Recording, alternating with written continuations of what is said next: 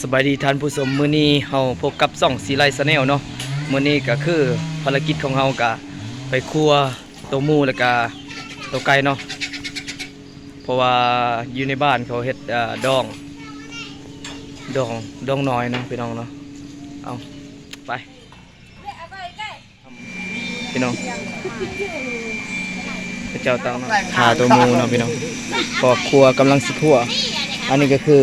ต้มผักกระเดาแล้วก็ต้มน้ำสิลวกหมูเนาะตอนครัวข้าเจ้าในข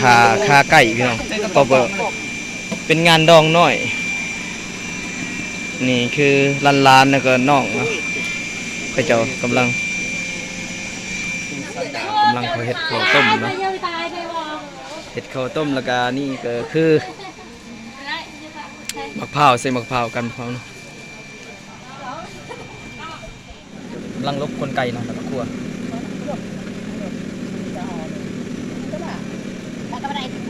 เป็นงานดองน้อยเนาะมา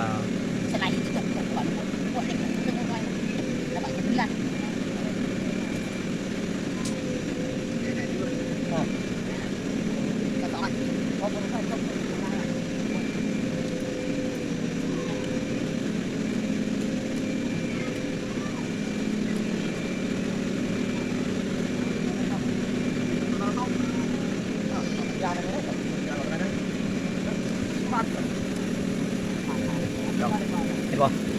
ไก่บริญญาเป็นไรเขาเลยผู้ใหญ่เลยเพราะเลยคือดิงน้อยสวายจังมาตัวใหญ่มาที่เช้าเนาะนี่คือมาจากบ้านปึคืออ้ายไซดี้ของเราเนาะคือครัวไก่มาเด้อมากินเด้ออธิบายเองเด้อหมูก็บักใหญ่หนึ่งหมู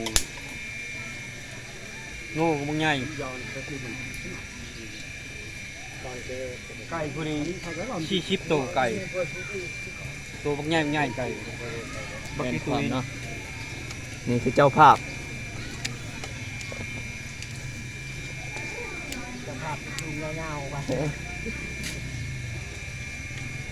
นี่คือร้านเนาะกำลังลบคนไก่แล้วก็ครัวไก่เด็กบ้านนอกบ้านนาหูจักหากิน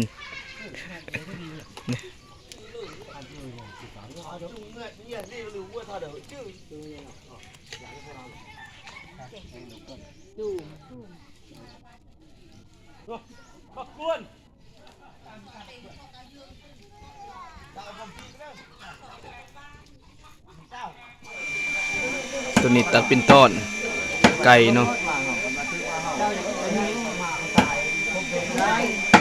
แล้วก็สีต้มหรือว่าแกง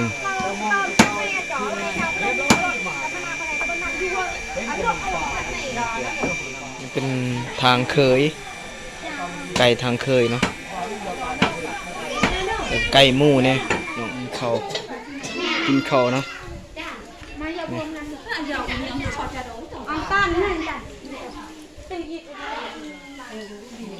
พี่น้องอยู่ทางบ้านเนี่ยเนาะก็จะกินข้าวรับคลิปนี้ก็สิเพียงจบเท่านี้เนาะแล้วก็ฝากติดตามกดไลค์กดแชร์คลิปต่อไปขอกำลังใจจากผู้ชมขอขอบใจ